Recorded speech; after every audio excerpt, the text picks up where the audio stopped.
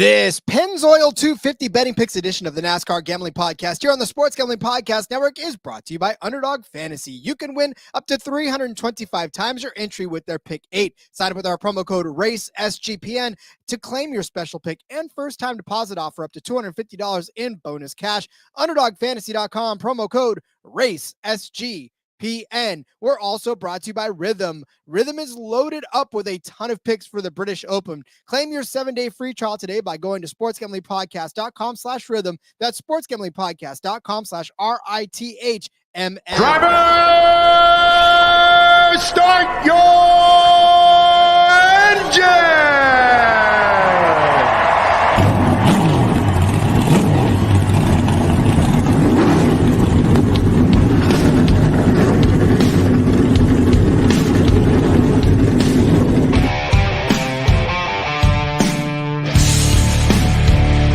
Strap in and pull those belts up tight as the Sports Gambling Podcast Network presents the NASCAR Gambling Podcast.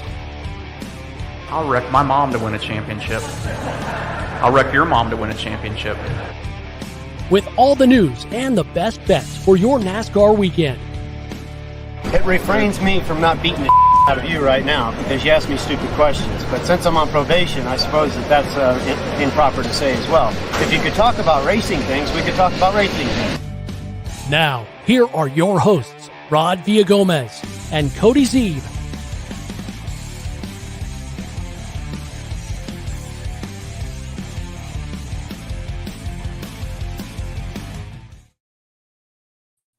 Welcome into another episode of the NASCAR Gambling Podcast here on the Sports Gambling Podcast Network. He's Cody Zeeb. I'm Rod Villagomez. It's Wednesday. It is Xfinity Day. We are going out to the Indianapolis Motor Speedway for a, Cody, wait for it, super speedway race on the Xfinity Series. Cody, everybody wants to be a super speedway, but nobody wants to be a super speedway. What's up with that? Is it a super speedway? Yes, it is. No, it's not. Who knows, Rod?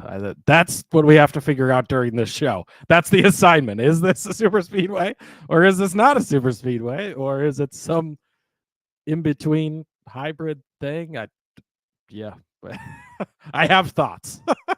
It's a soup or speedway, right? I mean, this is like a soup or salad. No, it's a soup or speedway. Listen, and I say that because the Xfinity Series, like we've talked about so far this week, they will be running the super speedway package on the Xfinity cars on this 2.5 mile, not quite oval, but rectangle. We called it the rectangle, right? This last time around. It's an oval rectangle. Yeah, I don't know. Honestly, you listen to more of the trade podcasts than I do. What's the chatter? Why are they doing this? Well, like that's the thing. But nothing that I listen to anyway has really talked about like what to expect from this. And I've been trying to watch, those like Bob Backus seem to have any insight on exactly what this means. Like I've not really seen anything. And I was just looking again to just kind of like make sure. So I don't know. I mean, from kind of what I've seen is it's a super speedway engine, but not necessarily aero package. So I think it's going to be a cross speed. Like this isn't going to be Daytona Talladega. I don't think that it's going to be like that, right? I think that it's going to be closer to what an Atlanta is, which is still close to what a Daytona is, but maybe it gets more spread out.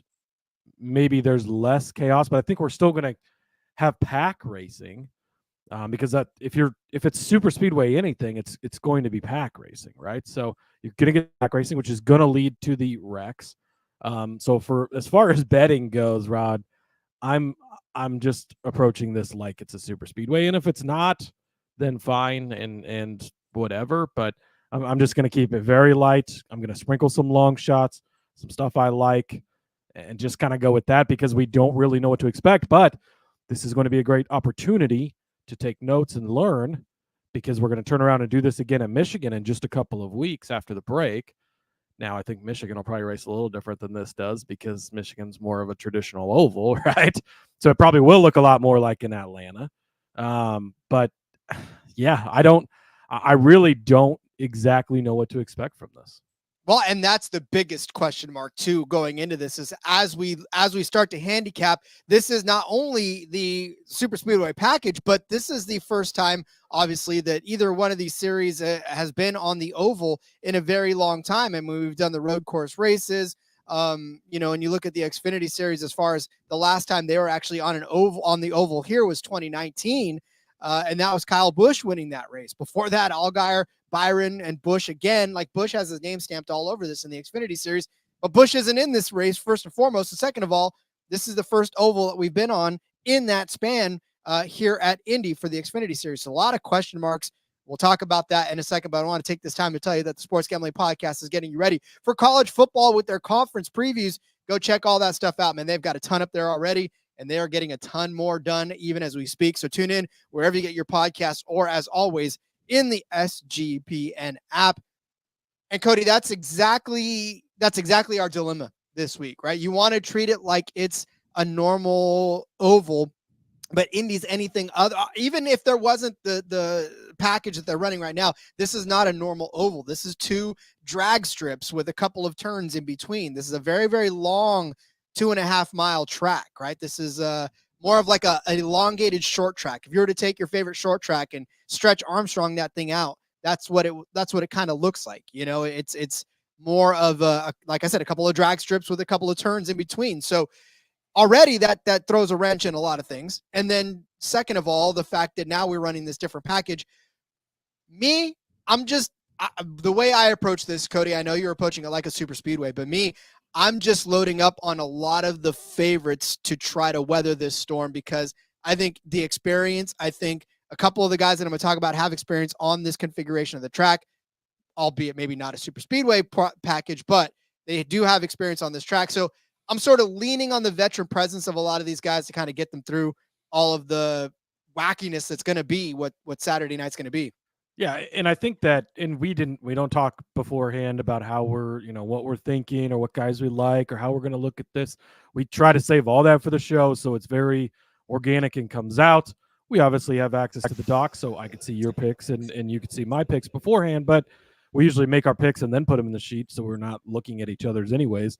And I think that it's going to be a good combo, because you're going to kind of lean on the side of it's not going to make as much of a difference. I'm going to lean on the side of be a little more careful. Maybe we get some longer shots. You pick and decide in the middle, because we don't know. I'm not going to stand here and tell you you're fucking wrong, Rod. It's going to race this way, because I don't know. It might just look like a normal race, but it might. And yeah, I was digging back through Bob's Twitter, and I basically just said the Xfinity race at Indianapolis as well as Michigan will be the super speedway engine with the intermediate aero package. Again, and there's not like much more detail on that, and I don't know a ton about that kind of stuff, but to me, it sounds like they're kind of limiting the horsepower, and the cars are probably going to be closer together. They're going to be limited out, right? You would think. I don't know, but yeah, it's going to be very interesting to kind of see how it works. Yeah, and so for me, what I'm thinking, and that sounds like obviously they may not want these guys to get strung out, like you said, because I mean, you figure on this type of a track, 2.5 miles is a very large track, and if you get spread out racing, then it's going to be spread out for the most part, and there's not going to be a lot of action. So if you keep them close together in RPM range, then and we already see, like, if you watch the Indy 500, there's a lot of drafting going on. I mean, it's not Daytona style of drafting, but drafting is definitely a thing, and you can see where the field gets flipped, and some of the guys that are generally run towards the back on most weeks in IndyCar can run up front for a while because things are a lot closer together. They use the strategy to get up there. And so I think all of that will kind of be in play for this. The books are pricing this like it's a super speedway, Rod. Austin Hill's minus 250, and then the next person's like plus 700, or he's plus 250. The next person's like plus 700. And then like top fives are pretty well run down. We obviously don't get top tens, which is unfortunate. So they're definitely playing the safe side of we don't want to get burned, especially on an Austin Hill like they have many times before. And really, honestly, I don't think that either of us are betting on Austin Hill. So I guess we could have this conversation quickly. But if you want to bet on Austin Hill on a normal super speedway, I always say do not do it, because I think that short of a price for a guy on a super speedway, no matter how good they are, is tough.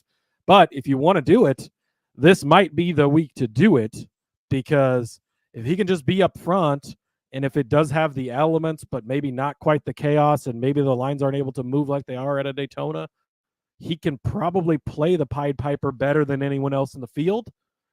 I don't feel like the risk is worth it at that short of a number. But if you want to, I can't say that you're wrong this week for doing it, because it may just be the right call. It's like the Caddyshack thing where he's like, "Oh, that hat looks good on you, though." Who would wear a hat like that? You get a free bowl of soup. And for example, there's a Jesse Love versus Austin Hill matchup, and Jesse Love is plus 160. I highly considered taking this, because if it was Daytona, Talladega, or Atlanta, I would 100% take it, because nobody should be plus 60 as somebody else on a super speedway, especially when Jesse Love's been as good as he has at super speedways. I mean, I get Austin Hill's great at them, but I hesitated. I didn't put it on here because maybe it's not quite a full super speedway. So just that's to kind of give you guys that are listening an idea of the battle and the struggle of, we don't know what to expect this week. And so, yeah, again, I think that's a good case for take it a little bit lighter, maybe see what we learn in practice, but I don't know that we're going to learn. I mean, it's a 50-minute practice, it's a long practice, but I still don't know that you're going to get the full effect of it. But yeah, I just and Brian checking in, nobody is worth plus 150, plus 175 in the top two series. You're not wrong, and that's why he's not on either of our cards. I was trying to compare it as far as, like, I would tell you at Daytona, it's stupid, don't do it. But here, I guess I can't. I'm still not doing it, and I'm not giving it out. But yeah, I'm very intrigued by how this is going to go, Rod, because it's kind of all the unknown, which is fun. I like it, but it can make it difficult for betting. But at the same time, if we can find certain advantages, it could play into our favor big time. Yeah, again, and not just am I leaning on that as far as what you had talked about too, but not the experience aspect of it too, but just sort of how they're doing lately as well. Momentum's got to play a large part in when you're traveling to places that you've never been before, or a track that you have never seen. Some of these guys have never seen this track. You talk about 2019. A lot of these guys they were probably toddlers in 2019, and now they're driving cars in the Xfinity level. So we're taking a big leap of faith on a lot of this as well. So still, again, lots of fun to be had, though. A lot of opportunity for us to hopefully cash some bets and have a lot of fun watching. I'm at the edge of my seat. I can't wait to see how this all plays out, because I, for one, love anytime this sport tries to take a step forward and to see how they can improve, because I know that there's a lot of people that just want to see old Coke stay old Coke, and I've said that before, but I want to see a new formula too. Brian, before we go to break, says, as you said, with the Love matchup, Hill is a fade at current prices, head to head, just like SVG was at Chicago. It's 1,000%. You're not wrong, and sometimes it is good to fade those guys that are just such big favorites, because you have the highest of expectations. The bar set here, it can only get worse, right? And at times we'll see them come out and they just take care of business, because that's what they can do. But yeah, I mean, that Love plus 160, stay tuned in the Discord, because I might change my mind on it as we continue to go along and I learn more about what to expect this weekend, if that's at all. I mean, I don't think there's any other Xfinity Series betting shows out there anymore, so we might be the only ones. And a lot of the bigger series or like shows and stuff, and even the trade stuff, hasn't really talked about it. So I'll be interested to see if Dirty Mo maybe brings it up on Dirty Mo Doe. Steve Letarte might have some pretty good insight on that, but we'll see. We'll see, and we'll definitely see. We'll come right back to it. But first, let me tell you about Underdog Fantasy. Underdog Fantasy just launched their college football best ball product. First place, you get $20,000 plus the higher lower pick'em 8 allows you an opportunity to win 325 times your entries. Not only that, but you can use specials and boosts on all flex entries. Cannot wait to start laying down some of our pick 8s as we start to go through the Underdog Fantasy picks for this race. Don't miss out on your chance to try it out before it is gone. Here's my call to you. This is where I break from the script for a second. We are fiendishly close to hitting a show bonus for those of you who sign up with our promo code RACESGPN. You know that I don't clamor for your support on this very often, and I do love to promote Underdog just for the sake of promoting Underdog. But I'll tell you right now, it would be beautiful if this show rose to the top of the charts as far as signups are concerned. So if you have yet to sign up for Underdog Fantasy and you've heard me day after day after day telling you about it, now is your chance. Sign up with our promo code RACESGPN to claim your special pick and first-time deposit offer up to $250 in bonus cash. Grab your phone, grab your friend's phone, grab everybody in your work office's phone. Tell them sign up for Underdog Fantasy. Use promo code RACESGPN to sign up for your bonuses. We are also brought to you by Circa. Sports is back. Circa Survivor and Circa Millions giving away $16 million in guaranteed prizes. Of course, Circa contests have no rake. Circa Millions, pick 5 NFL teams against the spread each week and compete for $6 million or survive the NFL gauntlet to claim the $10 million prize. Sign up in person at Circa Sports between now and September 7th and use a proxy to play from anywhere in the world. Guess what? We've got one for you. We have a deal with footballcontestproxy.com to save you $50 with promo code SGP. Don't have a trip booked for Las Vegas yet before football? Ultimate Contest Weekend is a great time to do so. So go hang out with Ryan and Sean and enjoy some of the open bar events at the greatest sports book in the world, August 22nd through August the 24th. Well, Cody, we are again at the Indianapolis Motor Speedway for this Pennzoil 250, set for 62 laps around this massive 2.5 mile paved track for 155 miles. This is going to be something to behold. It's not the 250, it's the 150, but you know, whatever. Tomato. Tomato. It's funny how some of these races hang on to their old historic names, yet don't have the mileage behind it. It's it's pretty funny. Yeah, it is. It is a lot of fun. But hey, we'll take what we can get, Rob. Yes, we will. Around this in Indianapolis Motor Super Speedway, like we call a lot of the things, like this will be a lot like Atlanta. They're trying to make it a super speedway race on the Atlanta's a mile and a half, but this is kind of more of a 2.5 mile oval. But yeah, it's and that's the thing, is that the goal? Do they want this to be a super speedway type of race? Because otherwise, what is the reason? I mean, we've run these cars here without super speedway package before, and it's been fine. I mean, there's not like we need to slow them down or something, I don't think. Well, listen, so here's what I'm thinking too. As I was looking through this as you were talking about it earlier, there were 8 lead changes the last time they ran 14 lead changes, but 8 drivers led a lap in this race, at least one, with Kyle Busch leading 46 of them. So is 14 lead changes over the course of a 250 mile race enough to entertain you, I guess, is the question. Yeah, that is the question, I guess. I mean, that's the one that'll get answered for us very, very quickly. But Cody, as we look to the entry list, who are some of the notable entries that are going to be trying to take part in this Indy race? Yes, there are actually 38 cars, so they will all take place in this because we will not have any additional rollover. So 38, they will all make the race. Daniel Dye is back in the number 10 car. Josh Berry returning in the 15. Oh, get out the checkbook, Rod. Joe Graff Jr. in the number 19 car for Joe Gibbs Racing. Eric Almirola returns from his suspension. He is back in the 20 car for Xfinity for Gibbs. Be interesting to see if he has any comments on that this week. Connor Daly, IndyCar driver. By the way, his stepfather is the president at Indianapolis Motor Speedway.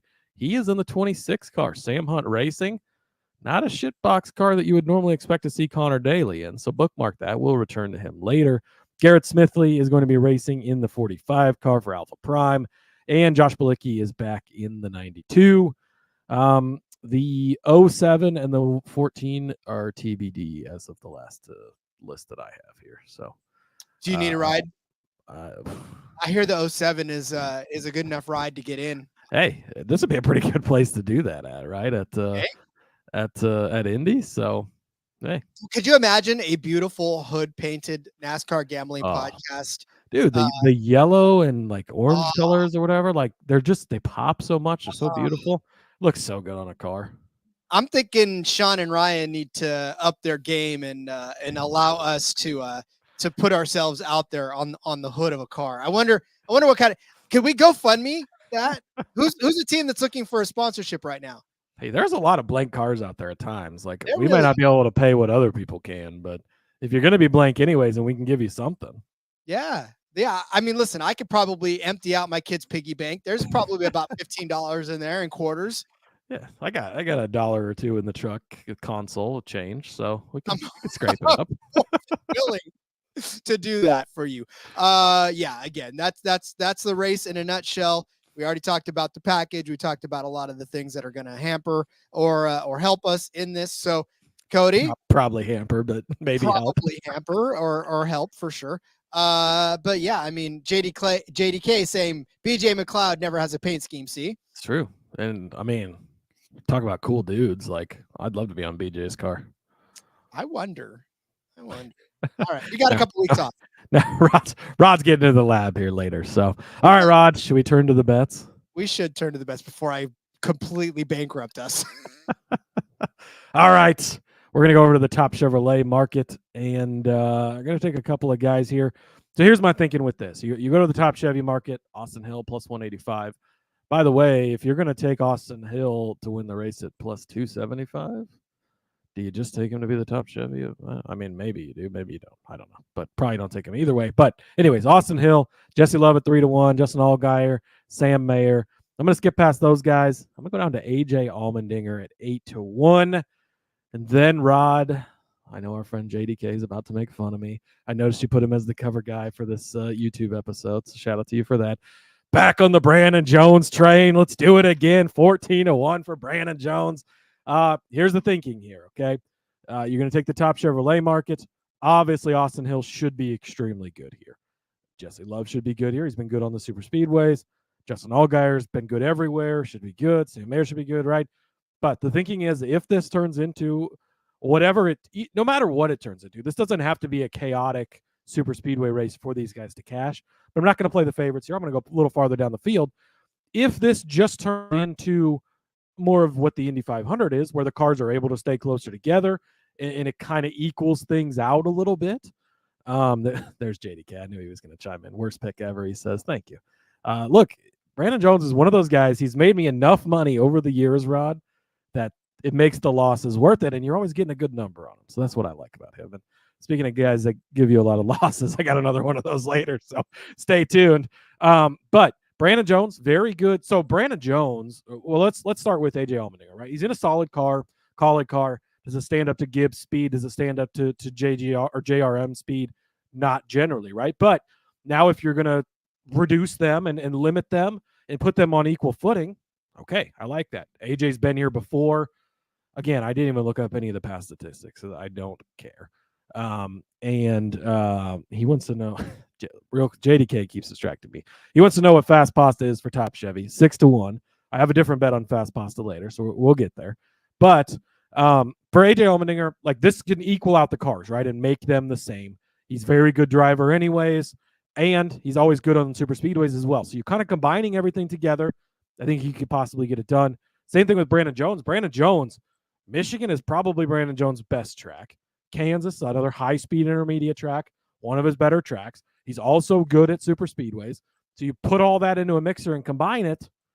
Maybe you get a little chaos at the front. Maybe you don't get chaos. Maybe Hill just has a speeding penalty.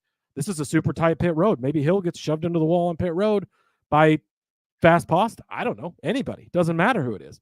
Things can go wrong. It can open up this stuff for the other guys, and maybe they just beat him straight up. It turns into a super speedway race as well. Yeah, I like it. So give me AJ Allmendinger, rather, at 8-1, and Brandon Jones at 14-1 to be the top ship. The AJ Allmendinger one, I want it. I want it to happen because I'm tired of playing Sarah McLachlan on this show and weeping about what I used to love about him. So give me all the AJ. I can't. And then as far as Brandon Jones, I've got enough to say about him later. Brian, talk about Kvapil. Yeah. Is Carson Kvapil in this race? Yeah, he is. He's in the 88. Why was he not on the... Or at least he's in the 88. Is he? Yeah. He wasn't listed on Bob's entry list. That's I'm going to blame that on Bob because blame it on Bob. He's my source. So, Yeah, I guess. Hey, by the way, Carson Quapple is in the 88 car. That is, that is accurate. So Brian wants to take some Quapple over Barry. Equipment's not even close. Correct. Yeah. Equipment's not close, but Carson Quapple struggled on the bigger tracks that he's been to so far, right? We saw that a few weeks ago. I don't remember where it was, but wasn't a short track. We faded him a little bit, kind of worked out that way. And if this turns into super speedway style, Josh Berry's got Quapple. I don't think has any experience on super speedway racing. Barry's got some. Again, this 15 car, yeah, it was complete trash last week and had a lot of problems early, but we've seen it have good runs before with other drivers.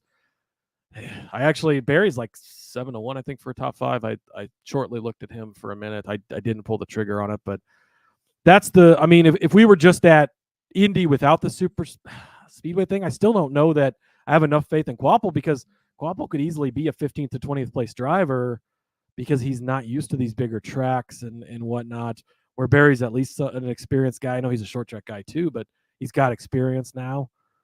So I think that's maybe not as easy as just the equipment's better. Yeah, and not just that. That's one that I looked at very briefly and was like, nah, I'm not going to get sucked into this one because I don't want to pick sides. I would have probably taken the Quapple side, but only because because he's the current JRM driver. Yes, of course. Duh. Have you known me for more than 5 minutes? That's exactly how I roll. All right, I'll give you another way of how I roll, but let me first tell you about Rhythm. The British Open is this week, and if you're not checking out the AI picks and props from Rhythm, you're missing out. Not just outright winners, they got picks for top 5s, top 10s, and top 20s. Use their AI caddy to get some great data insights. You can even customize your own golf betting model using Rhythm's tools. Claim your 7-day free trial today by going to sportsgamblingpodcast.com/rhythm. That's sportsgamblingpodcast.com/RITHMM. Did you just call it the British Open, Rod? I did say the British Open. Was I wrong? The King will have a word with you shortly. Okay, well, I was reading. It's called the Open, Rod. Jeez. Oh, I'm sorry. How dare you hate on the British like that? The copywriter for our ads needs to get taken to task then, because I just read the prompter. Oof. I'm like the anchorman in that. Just go fuck yourself, San Diego. Yes, San Diego, stay classy. All right, I am taking a head-to-head that is not Quapple versus Barry. I'm taking, first of all, saying hello to Nick Fortune. Good afternoon, Hot Rod and Sir Cody. Oh, look at you, Sir Cody. You've been upgraded. Ooh, I've been upgraded to Sir Cody. Not sassy today, just Sir. Cody, are you British? Do you? No? I don't like tea, Rod. Did you get knighted? All right. I'm going to take Sir Parker Kligerman over Riley Herbst. This is a matchup on Bet365, and this is at -115 to take the Kligerman side. If you just look at it on sheer finishing positions, average finishing positions this season, Kligerman gets the small edge, right? 13.7 for Parker Kligerman going into this, 15.3 for Riley Herbst going into this. We've talked at length, and then we'll probably have another conversation later on about the season that Riley Herbst has had and how, you have such high hopes for that 98 car, and he does well in circumstances like Las Vegas where he finishes 5th, like Daytona, if we're talking super speedways, where he finishes 6th. But then he also turns around and has 24th place at Phoenix, 34th in Austin, and then 25th at Martinsville, 27th at Texas, and then he pops up with the 2nd place at Talladega, which, again, if we're talking super speedways, that's encouraging. Then he'll turn around and get a 16th at Dover, 38th at Charlotte. The Riley Herbst, yeah, and TK saying Riley crashes more than Parker. That's exactly it. Riley Herbst and Parker Kligerman. These names, they're not interchangeable. Just have that feel of them sometimes, that there's a lot of volatility.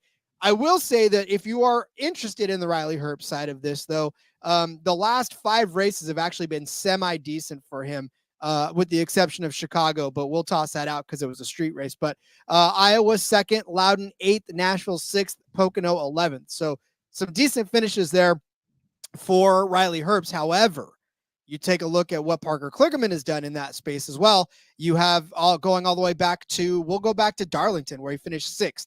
Charlotte crashed out. That was a bad race from there. But Portland 8th, Sonoma 10th, Iowa 11th, Loudon 7th, Nashville was a ho-hum day for him, 16th, but Chicago 4th, Pocono 8th. So Kligerman has been in the mix quite a bit as well. You want to talk about Phoenix? He finished 8th, Vegas 11th, Richmond 7th. So he's been in the mix a lot this season. Parker Kligerman has, and he's actually had some bad luck too that's taken him out of some of the races. But I think overall, if we're talking momentum, if we're talking even experience on this track, Parker Kligerman has one race under his belt in this Indy configuration where he finished 18th in the 77 Kyle Busch Toyota all the way back in 2013. So, and he started 5th in that race as well. So Kligerman's got a little bit of experience on this track, and he's also a highly experienced race car driver. So I'm going to give him the edge over Riley Herbst that's probably still searching for something and also going to be searching for something next season. So, there may be a lot of distraction in between the helmet as well. Yeah, not a bad point. Kligerman is very consistent. He runs well. This is super speedway stuff. Herbst is pretty good on him too, but Kligerman is definitely a higher guy than that. So, and then I'm sure Kligerman's got plenty of experience here as well. So, I don't really have any argument with that. I'm probably going to take it pretty light on the head-to-heads just because of the super speedway element potential. But next up for me, Rod, I'm going to stay with the top manufacturer market again. Kind of playing it light, just looking for smaller sprinkles here and bigger odds. I'm going to go over to the top finishing Ford. This is at 8-1. This number is, or not 8-1. There's 8 Fords. That's what I was trying to get with. This number has moved. It was plus 900 when I put it in the doc, but it's down to plus 650. So obviously someone else has the same thought that I have. Still going to take it here. So you're looking at this. There's only 8 Fords, Rod. So it's basically a big group, right? You got David Starr, Blaine Perkins at the bottom. They're 35-1, 25-1. Look, this is going to have to be a true full-on Talladega, Daytona crash fest for those guys to be the top finishing Fords, I think. So I'm going to sort of eliminate those guys and think that doesn't happen. Now you're looking at a group of just 6 guys, which means you only have to beat 5 other guys. Kyle Sieg is only 9-1, again, to the element of how they think this is going to be a super speedway type of race. You got Custer, you got Herbst, you got Barry up there. Sieg at 4-1. I don't want to spoil that too much because somebody else might be giving that out later. But if you're playing 2 of these guys, you only have to beat a couple other guys, right? So that's the point here. Cole Custer should be good, right? He's good every week, yes. But if we get the super speedway element of this, Matt DiBenedetto is actually a pretty good super speedway racer. Won a controversial truck race a few years ago at Talladega. I still think Ben Rhodes should have won that race, and I should have cashed my bets, but that's okay. DiBenedetto did win that race, and he's just been a pretty decent, solid super speedway racer. He's in good equipment, too, as far as, it's a Viking Motorsports car, but it's a Ryan Sieg car, right? And Ryan Sieg is very good at super speedways, as we're going to talk about a lot more coming up here in a little bit. Kyle Sieg's not bad on him as well. So we've seen that equipment hold up and perform well. DiBenedetto's had some issues this season equipment-wise. I get that. But this is more of, you're kind of thinking this is going to be the super speedway type of thing. You're in a bigger group here, a good enough number at plus 650 on DiBenedetto. So give me Matt DiBenedetto, top Ford at plus 650. I almost made DiBenedetto the cover guy for this one, but I couldn't find just very many. This would have been the only chance you got. Well, there was one other chance that I had way back in the day, and that was the only other photo that they have out there of Matt DiBenedetto. So I just couldn't use it again. I was like, nope, I can't use it one more time. So I mean, listen, if we're talking everybody's on a level playing field, we've said his name before, so it's not as if this is a brand new thing where we're like, oh, all of a sudden we're on Matt DiBenedetto. No, we just had to pick our spots with him, and you're picking this one. So I like it. It is a long shot for a reason, but yeah, definitely something worth exploring. Probably the only way you can get in on, because the books don't give us much for anything. And you're not getting top 10s, which I mean that you'd want to look at like a top 10 for him, a top 5.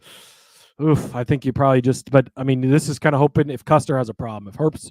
You just talked about Herbst, right? If he maybe has a down day a little bit, maybe Sieg pull through. If Sieg pulls through, we're going to be fucking happy because we got plenty of bets on him, right? So we're already hedging our bets there. Josh Berry's ahead of him too on this list, but the 15 car, right? We just talked about that. Which 15 car shows up this week? So it's definitely, there's a case there, especially at the number of plus 650.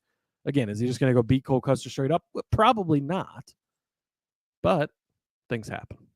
It's the 15 car that has the mustache. It's the 51 car that's going to be, right? It's the twin brother, the evil twin brother of the 15, the 51. All right. Like a French accent or something. It's like, oh, I'm the 51 car. All right. I'm going to go back to Brandon Jones for a second because I want to pick up what you were putting down that last time. And I'm going to up the ante for him a little bit. You've got him as a top Ford. Well, maybe not up the ante because this is not the same price as him being a top Chevy. Rather, I got Ford on the brain. But I'm going to take Brandon Jones as the top 5 car. Plus 360, you can find this over on 365. Cody talked a lot about him. I mean, if you just look, the fact that he does have experience on this track in this configuration, maybe not, I mean, the oval, not the package, but he does have an 8.8 average finishing position in his 4 races on there. 10th in 2016, 9th in 2017, 10th again in 2018, 6th in 2019. He even led 8 laps in that Joe Gibbs 19 car back in the day. I mean, it's Brandon Jones, right? He's now in that beautiful number 9 JRM car. I love JRM. I bleed for JRM. And the simple fact of the matter is that if he's going to do something, this is going to have to be the week that he gets it done, because there are a lot of impatient folks in that JRM team, I'm sure, waiting for him to live up to the potential that they expected him to when they brought him over. An average finishing position of 19.1 is not going to get it done for a team like JRM. They expect top 10s, they expect top 5s, they expect wins. So if we're going to get something out of him, this is going to have to be that track. They're going to have to pull out all the stops. If this is a show or a super speedway package that they're bringing to it, then they're going to have to fine tune it. They're going to have to expect for him to be like he was in Daytona and finishing 9th. They're going to have to expect him to be the way that he was not in Talladega. You don't want that at all because he finished 33rd in that. But, you're going to expect him to be fast, and you're going to need him to be fast. So this is the moment of truth, I think, for Brandon Jones. And I think that is going to put his feet to the fire on a track that he's been on before, where a lot of these guys, like I said, have not been on this track before. So he's got some experience in this, along with a couple of his other teammates. So I think I'm with you, Cody, on Brandon Jones this week. I didn't mean to be, but when I looked at the fact that he's one of the few in all 4 of his races has a top 10 finish, I like his chances of moving up into the top 5 this week. It's a bit of a scary thought that we're both on Brandon Jones, Rod, but I like it. All right, speaking of scary thoughts, I'm going to need you all to suspend a little bit of belief here with me and take a step over here and into this world of things that could probably not happen but are possible, okay? That being said, Rod, Connor Daly is in this race, and we've seen Connor Daly before in all 3 series. It's generally in the 50 car by Floyd Money Mayweather. That's a piece of shit. It's generally in a back marker Xfinity car that has an oil line brake. It's generally in a truck that sucks. We've not really seen a ton of Connor Daly, right? So go back and look at his NASCAR results if you want. Laugh if you want. That's fine. I get that. But he's in Sam Hunt equipment this week, right? So he's gotten in a decent ride. It's not the greatest, but we've seen Corey Heim do pretty well in it. We've seen John Hunter do pretty well in it. We've also seen mechanical issues like we talk about. So it can go either way, okay? So that in mind, Rod, we're going to go to the top Toyota market, take Connor Daly at 8-1. We're also going to go to top 5, 25-1. So here's the thinking on these. Connor Daly is an IndyCar driver, if you don't know who he is. Stepfather, like I mentioned, is the president at IMS. Also, Rod, this year's Indy 500 in a one-off race that he's only started 1 race since then. That was because of injury at Iowa last week. His one-off race this year in the IndyCar, 10th place at the Indy 500 in not a big team name equipment car, just a regular car, right? What about the year before? Well, he finished in 8th place. What about the year before that? 6th place. Connor Daly, pretty good at this track in IndyCar. None of these Xfinity guys have raced on here since at least 2019 or 2020, rather. And most of those guys weren't in the series at that point in time, right? So he's got some experience here. Yes, it's an open wheel car. Yes, these cars are different. I get all of that, right? You're also adding in the super speedway element. Okay, well, he's got some experience on super speedways because he's run a couple in the Cup Series and stuff. Not great finishes ever. Again, poor equipment. This equipment maybe ups him a little bit. So you get a little bit of that in there. If you look at top Toyota, he's only 8-1, but there's only 5 Toyotas in this field, and Joe Graf is one of them. So there's really only 3 guys you need to beat, Rod. Joe Graff is not usually very good in this car when he gets in it, and he's not very good in general. So Eric Almirola, he's been suspended. He's been going through all this shit. Who knows what Eric Almirola we're going to get this weekend, right? Chandler Smith. Oh, fuck. God damn it. I wasn't supposed to say his name because he's, if you didn't listen to the recap show, Rod, let me try that again. In addition to Eric Almirola, we have the number 81 car for Joe Gibbs Racing of. Thank you very much. He's on that list for a fucking reason, so I don't really need to explain that to you. And Sheldon Creed. Nothing ever goes wrong with Sheldon Creed, right? That's only 5 other guys. If a couple of them have problems, or 4 other guys, if a couple of them have problems, a couple crashes, all of a sudden Connor Daly finishes in 25th place, and he's the top finishing Toyota because he's the only one left. It's a group where you're getting a guy at 8-1 and a guy that's got experience on this track. He's in a decent enough car. You add the super speedway element. You have to suspend a little bit of belief, but there's a path there. The top 5 path, you're probably going to need some chaos. But if you can get some chaos, if you can get lucky enough, you get to the end of this thing and we have less cars in the field. He's got this Indy experience. He knows how to use the track right. I think that he could get it done. Is it likely? Well, he's fucking 25-1, Rod. It's not likely, but it's possible. That's what matters. That's what I'm looking at. Give me Connor Daly, top 5 at 25-1, top Toyota 8-1. Don't drop the mortgage on these, right?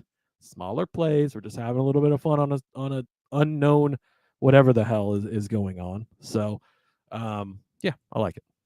If you thought that this would be a 5-minute, you should have used Connor Daly on the cover photo, right? I actually should have. My bad.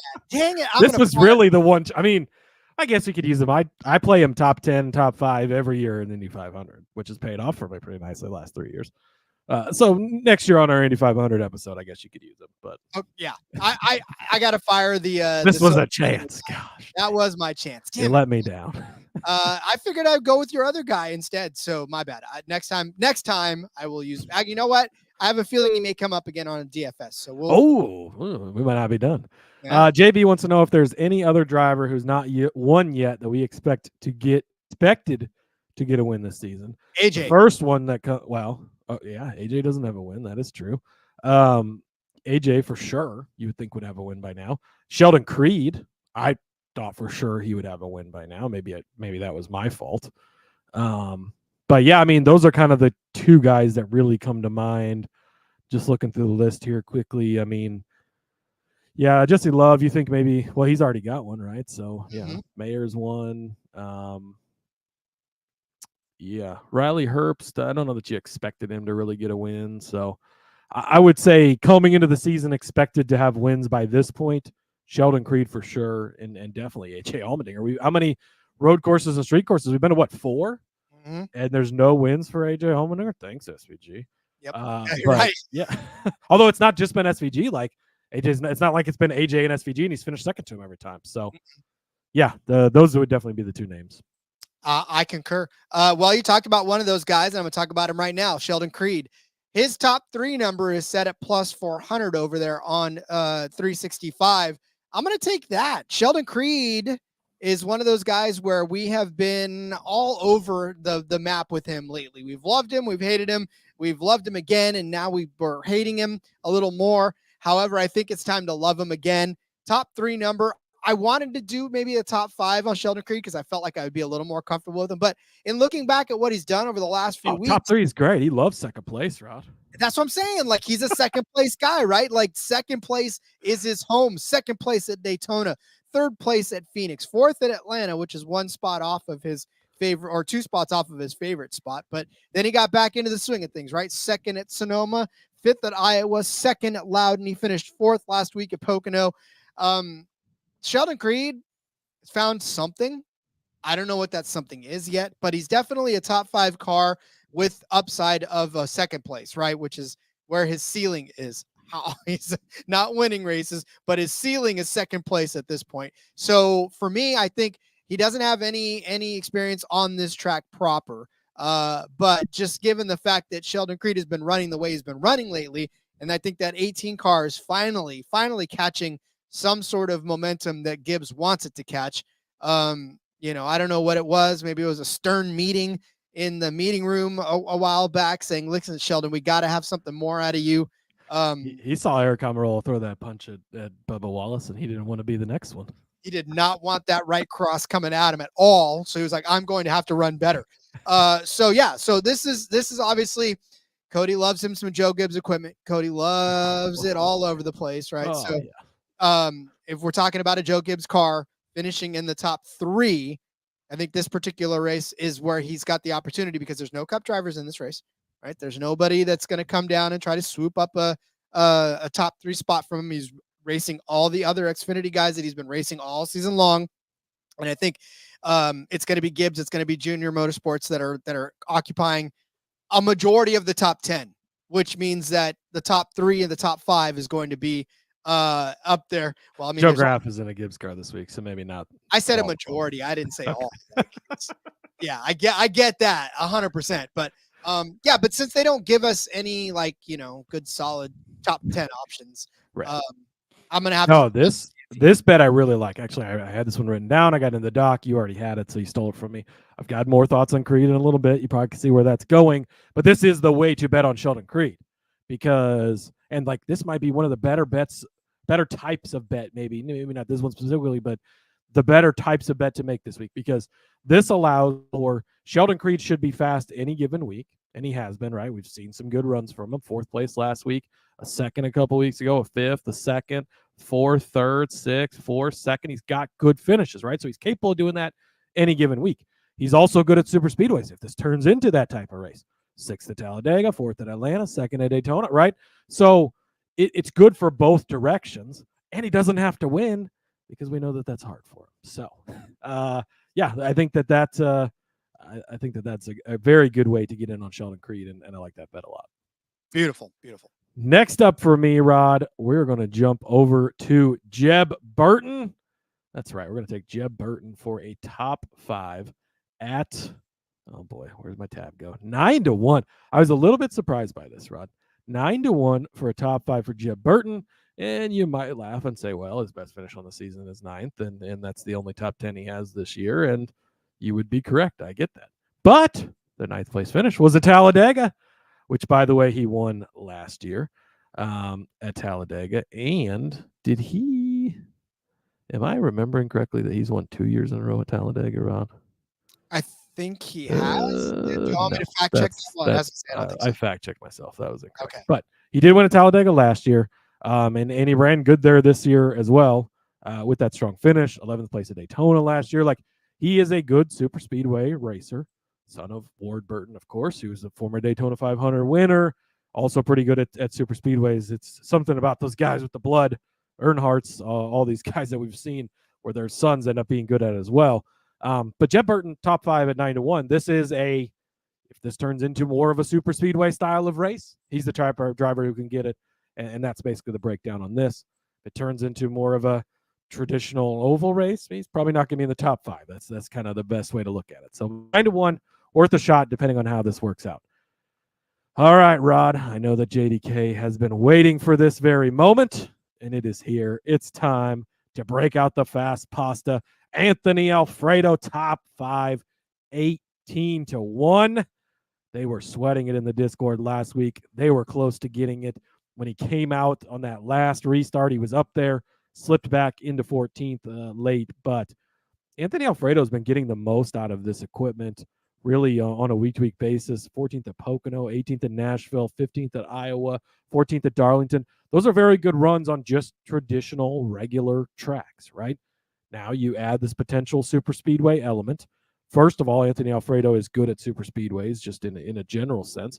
And we've seen him run. He's a former Cup Series driver. If you didn't know, he spent a season with Front Row a few years ago. But he's also gone back and run in the Cup Series, limited editions here and there of super speedway races. You go back and you look this season, right? 24th at Daytona, well, that super speedway racing can happen, but 7th at Atlanta. Okay, well, of the tracks, this one's probably going to be the closest to Atlanta, right, of the 3 super speedways. Also 3rd place at Talladega. So he can get it done if it is a super speedway type of race. But he can also be somewhat in the ballpark, and by somewhat in the ballpark, I mean top 15. But you can go from 15th to 5th pretty quickly, if we get drafts, if we get moving lines, again, we don't know what we're expecting here, but at 18-1, Anthony Alfredo almost did it last week at Pocono.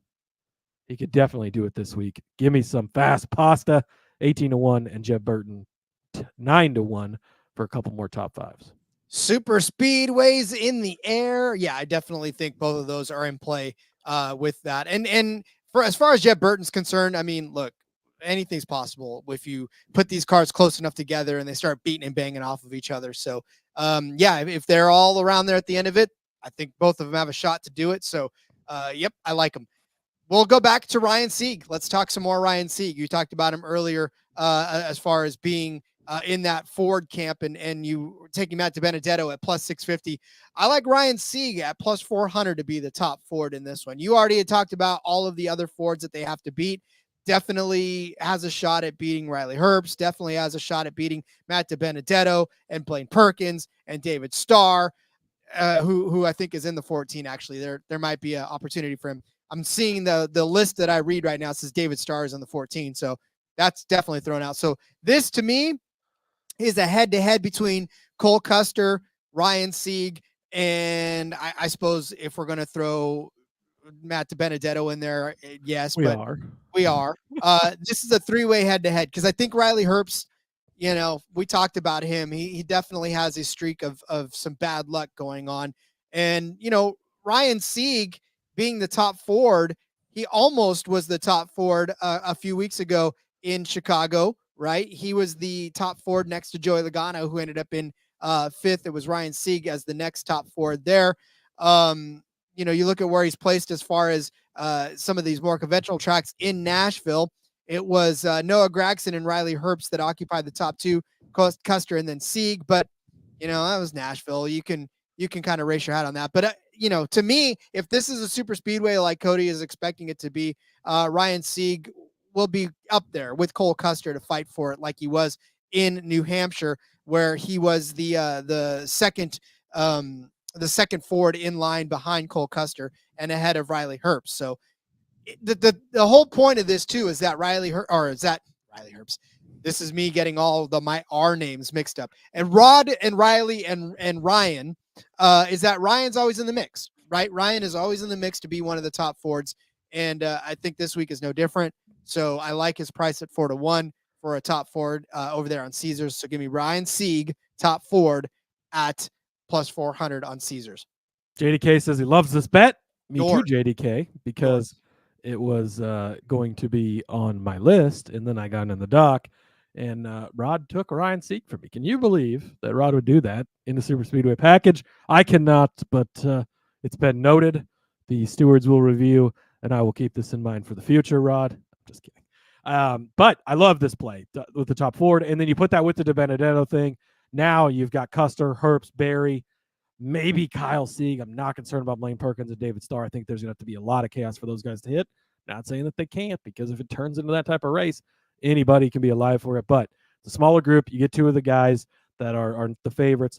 And Ryan Sieg, who I'm going to take as my next bet for a top 5 at plus 450, along with this top 4 bet. I'm playing both of these, and a surprise, he'll be on my list later, because I told you last week he was going to win this race. But, Rod, this is another case of, if this is a super speedway, elite super speedway racer in Ryan Sieg. If it's not a super speedway, he's been in SHR prep cars on all of these bigger intermediate tracks. He was literally this close to winning at Texas. He was fast again last week at Pocono. He's been fast anywhere and everywhere we've gone on these bigger tracks. Go back to Charlotte, he finished in 7th. You go back to Las Vegas, he finished in 7th. I mentioned the 2nd at Texas. 12th last week at Pocono, but he was the fastest in practice. He qualified really well, starting in 7th place. He has shown up on all these bigger intermediates. So if it is just more of a traditional intermediate big track, great. If it is more of a super speedway, great. Either way, it works out very well, Ryan Sieg. So love betting him. Co-sign the top Ford with you, 4-1. I was going to have that in here as well. And I also love Sieg top 5 at plus 450. We're all in on Sieg. Sieg should have been the cover boy for that one. Why did we go? Who's in charge of the cover stuff around here? I don't know. We got to fire that person. You know what? This will be my last show. Thank you. I'm fired. No, See me after the show, Rod. I'm going to go to the principal's office after the show. The steward. You've been called to the NASCAR Gambling Podcast holler. Whew. All right. Well, then I'll take the points deduction and the suspension. We'll get somebody. We'll get Phil or Derek in here, or Seth or Elliot to fill in for me. Or you could just go straight to the top and call Dale Jr. and see if he'll fill in with you too. He's got nothing going on, that guy. He's really getting into the sports betting, which I love, because they talks about it every week now on his Tuesday show. They got a little segment at the end. He loves him some sports betting. He's throwing out he's just like blindly tailing. Was it Andrew? I think is the guy's name. He's just blindly tailing like 10-leg parlays from him and all kinds of stuff. I love it. Twitter, do your thing. We want to get Dale Jr. on this show to talk gambling. So do your magic. We want that. I feel like he might have his own show he would like to go on first, but we'll see. Hey, listen, I don't care. Bring it on. Bring it on. We were here first, so just any and all comer. All right. So he could blindly tail this one because this one's going to hit. Winning car odd. What number does Ryan Sieg drive? The 39, my friend. All right. Boom. I like it. Boom. Next. Yes, winning car number odd, -110. Obviously, you can find this over on Caesars. Who do you get in the odd cars? Well, you get Sam Mayer if you really want to go down that rabbit hole.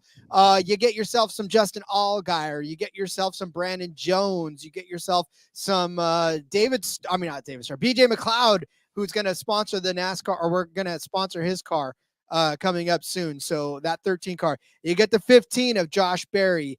If that happens for some strange reason, you get Austin Hill in there as well. And really, yeah, like you said, you get Ryan Sieg kind of at the end of that. You get Chandler Smith. If Chandler Smith figures out how to get this done. And really, those are some heavy hitters, right? On the odd side of the camp. There's a lot of heavy hitters on the even side of the camp as well. But I think in particular, one odd car's got the nerve, or got the gumption to be able to win this. If I can just make myself 80 years old all of a sudden, that has the strong possibility of winning this. So I'm going to double down on that car by adding everybody else in that odd category in there.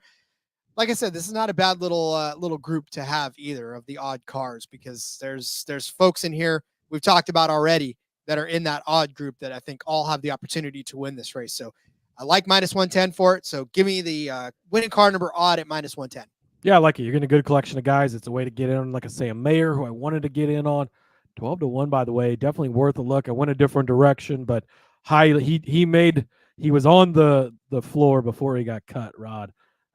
So yeah, that's I like getting in on some other guys that way. And again, if you're playing it lighter, if you're expecting this to be a little bit of a chaotic race, this is a great way to have a bet that's going to be in the mix until the very end, because there's going to be at least one odd card left out there, right? So I do like that. All right, Rod, going to outrights. Like I said, playing this a little bit like a super speedway. Going to break it up 4 ways. Only going with the guys that are a little bit longer odds. It's first touchdown bet, right? You split that unit up and put it on there this way, or however you want to do it. But AJ Allmendinger, 12-1. I think the number's right. We just talked about him as one of the guys that hasn't won yet, that we expected to have a win. Maybe this is where he gets it done.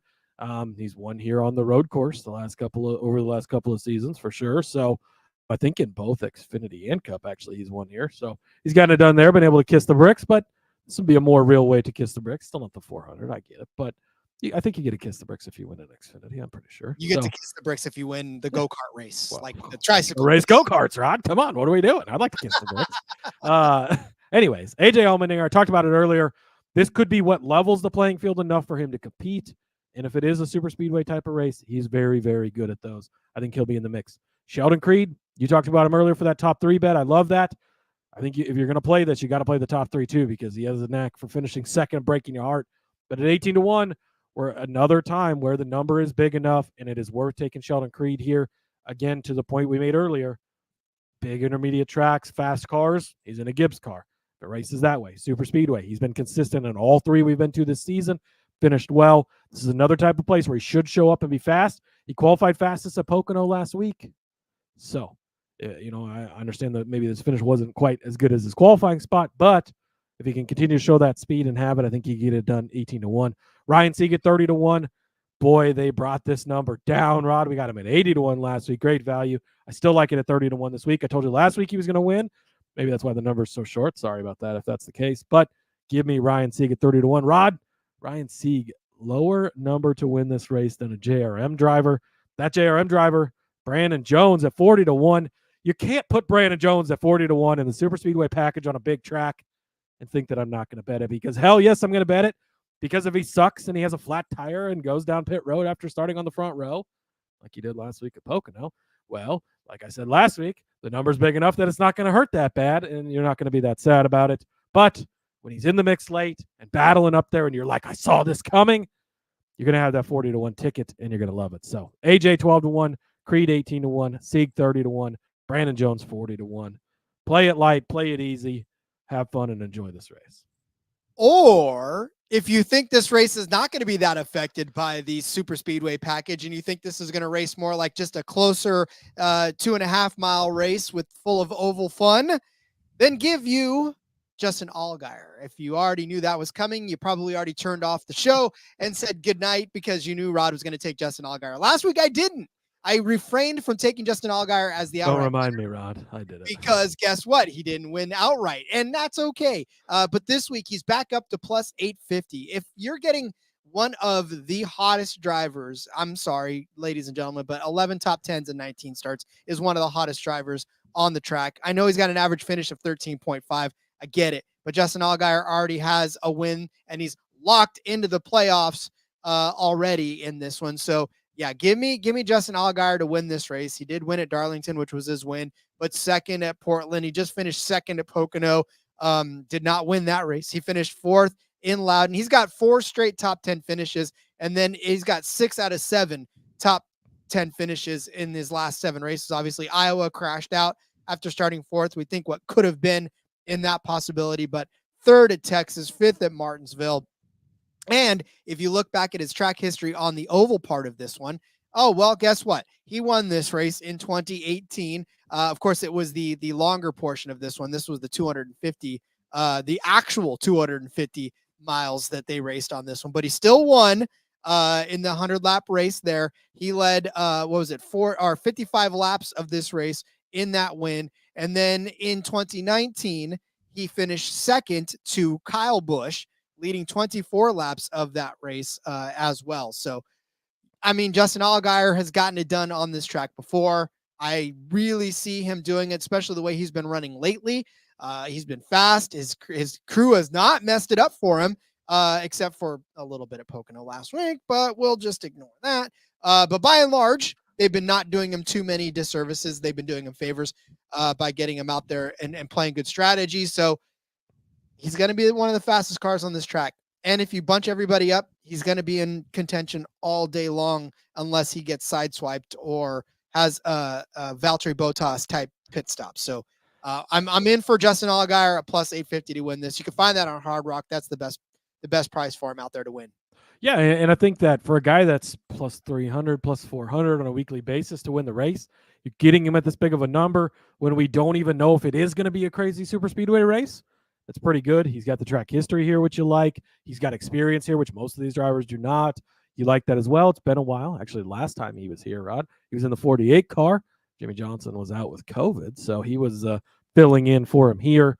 But, yeah, I do like this. I think that the number's big enough that if it doesn't end up being a crazy, chaotic super speedway race, you're going to look back and be like, you believe we got Allgaier at 850 for a normal, big, intermediate track? Like, it's going to look almost insane. So, I think that is a good call. Thank you very much. And we'll hope it is a good call at the end of the day. So, all right, get out your pen and paper. We are going to go over our bets. And for those of you watching on YouTube, yes, the graphic is back. I've been able to bring it back over the last couple of races. Hopefully I'll be able to continue to do so even more. So we're going to go over the bets for this Pennzoil 250 from the Indianapolis Motor Speedway. Cody started you out with AJ Allmendinger as the top Chevy at 8-1. Also tossed in Brandon Jones as the top Chevy at 14-1. I said that Parker Kligerman would finish better than Riley Herbst at -115. Cody then said Matt DiBenedetto would be the top Ford at 6.5-1. I said Brandon Jones would be a top 5 car at +360. Cody tossed in Connor Daly as a top 5 car at 25-1 and the top Toyota at 8-1. I said Sheldon Creed would be a top 3 car at 4-1. Cody said that Jeb Bush, Jeb Burton would be a top 5 car at 9-1. Anthony Alfredo would also be a top 5 car at 18-1. I said Ryan Sieg would be the top Ford at 4-1. Cody said that Ryan Sieg would also be a top 5 car at 4.5-1. I said the winning car number would come from underneath the number, or it'd be an odd number rather. So winning car odd at -110. Cody said that AJ at 12-1, Creed at 18-1, Sieg at 30-1, Jones at 40-1 would be the outrights for this one to play, where I said Justin Allgaier at +850 is your winner for this race. Cody, you know how you play the fuel mileage game at the end of some of these races? I think we're at the fuel mileage game at the end of this this stretch of the before the break, right? I'm trying to see how far I can string out my last 4 gallons of gas before this break. Yeah, there's a lazy river calling my name at the end of this weekend, Rod. So I am. We talked about this pre-show, longest week ever, trying to slug through it and get to vacation. So very much looking forward to that.